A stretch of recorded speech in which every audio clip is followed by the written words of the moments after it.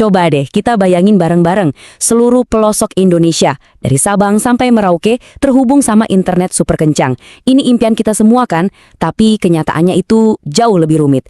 Nah, kali ini kita bakal bedah tuntas nih soal persimpangan jalan digital Indonesia antara ambisi besar fiber optik dan realitas baru teknologi nirkabel yang ternyata jadi pengubah permainan.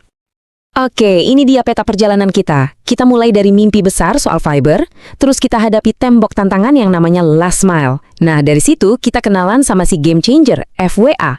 Nanti kita adu keduanya, fiber lawan FWA, sebelum akhirnya kita lihat sebenarnya seperti apa sih masa depan digital Indonesia yang paling realistis. Yuk, kita mulai.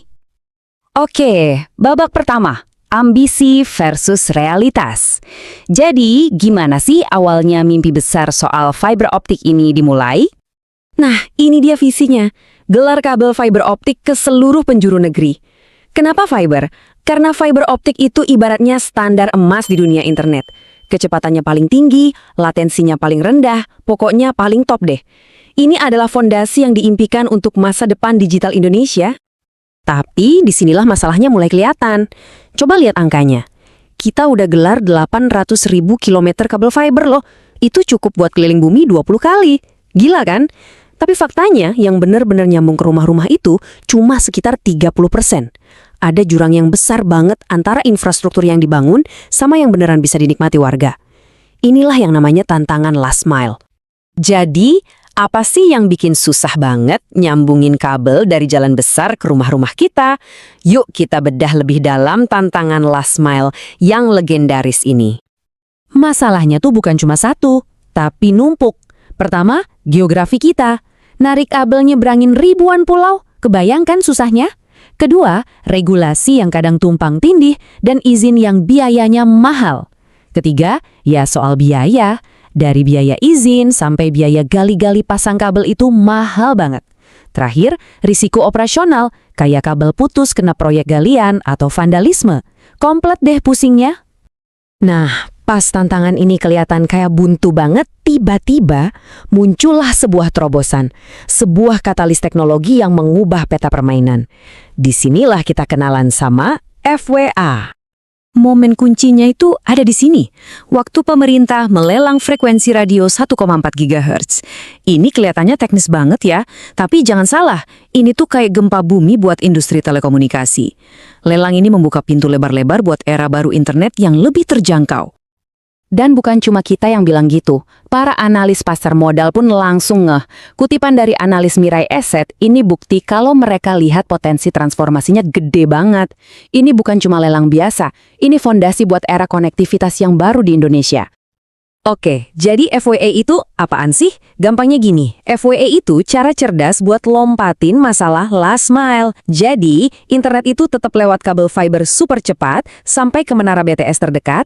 Nah, dari menara itu, sinyalnya ditembakkan secara nirkabel langsung ke modem di rumah kita.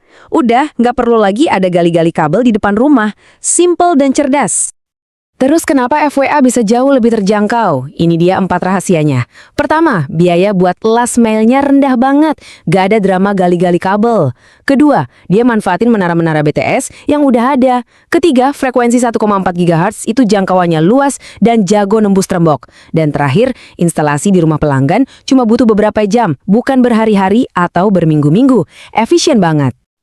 Dan ini bukan cuma teori loh. Ini contoh nyata di lapangan. Ada layanan yang nawarin Wi-Fi unlimited kecepatan 100 Mbps cuma seharga Rp100.000 sebulan. Itu kan harga paket data HP, tapi ini buat internet rumah sepuasnya. Bener-bener pengubah permainan. Terus gimana sambutan dari masyarakat? Wah, luar biasa. Data ini nunjukin kalau 7 dari 10 pengguna FWA itu pindahan dari layanan lain. Dan yang lebih penting, tingkat kepuasan mereka sama tingginya dengan pengguna fiber. Ini bukti kalau FWA bukan cuma alternatif murahan, tapi solusi yang benar-benar kompetitif. Oke, sekarang kita masuk ke bagian duelnya, fiber versus FWA. Kalau diadu langsung gimana hasilnya? Yuk kita bandingin. Tabel ini ngejelasin semuanya dengan gamblang. Fiber itu sang juara bertahan. Stabil, latensinya rendah banget, kecepatannya monster. Cocok banget buat area perkotaan padat dan kebutuhan bisnis. Nah, FWA ini penantang baru yang super lincah. Instalasinya cepat, biayanya murah, jagoan buat menjangkau area pinggiran kota sampai pedesaan yang selama ini susah dapat internet bagus. Jadi, mereka punya arena tandingnya masing-masing. Tapi FWA ini bukannya tampak kelemahan ya. Ada trade-off-nya. Latensinya meski rendah tetap aja sedikit di atas fiber. Buat kita-kita sih mungkin gak berasa, tapi buat para gamer pro, setiap milidetik itu berharga.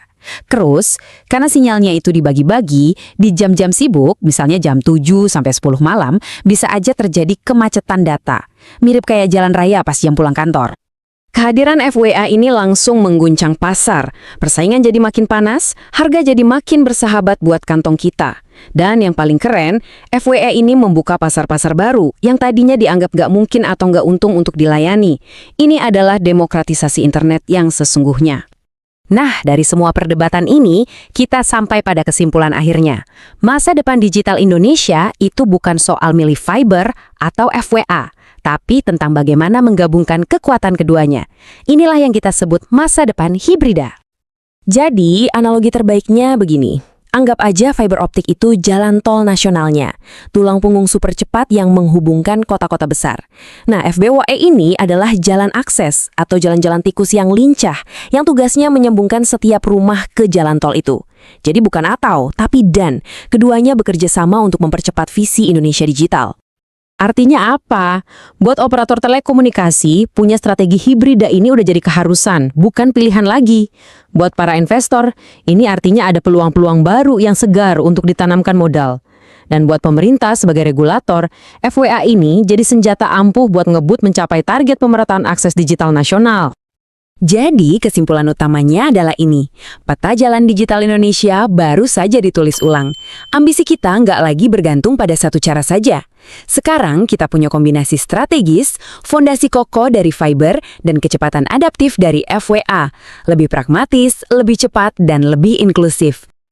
Dengan strategi hibrida yang baru ini, pertanyaannya sekarang bukan lagi, apakah Indonesia bisa terkoneksi sepenuhnya?